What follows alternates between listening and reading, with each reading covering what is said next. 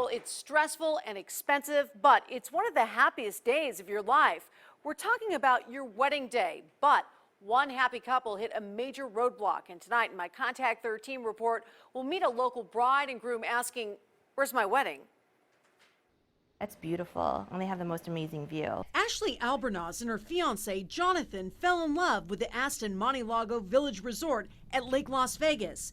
So they signed this contract last year for a block of hotel rooms and a reception hall for October 28, 2016.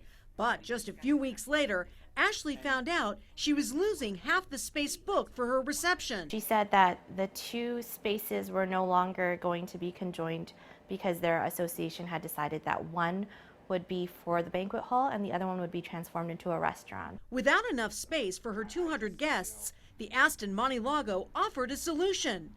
They called the nearby Reflection Bay Golf Club and worked out a deal. She basically just said that nothing would change in terms of the pricing. We would just transfer your location to Reflections Bay. Aston Monte Lago presented Ashley with this new contract listing the new location. Ashley agreed to the terms and started discussing plans with someone at Reflection Bay. But a couple months later, she got a call from the Aston Monte Lago with more bad news. He tells me, "I just found out that we are going out of business and we can no longer do the accommodations for your wedding." Now she had to find a new hotel, but the bad news doesn't end there.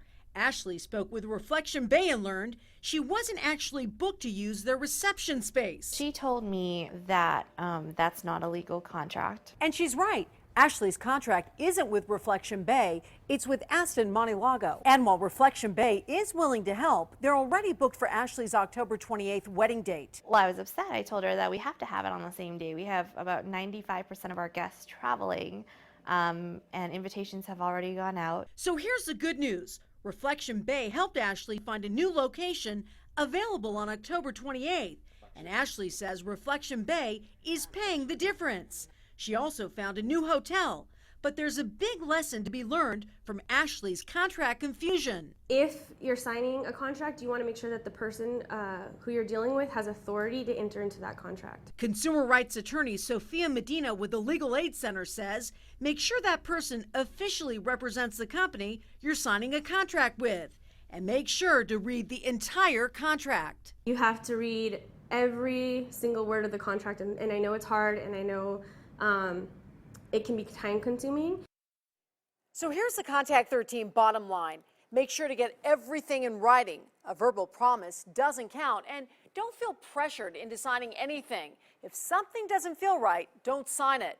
We have more helpful tips on what you should know when signing a contract at KTNV.com. There you'll also find a statement from Reflection Bay about Ashley's case.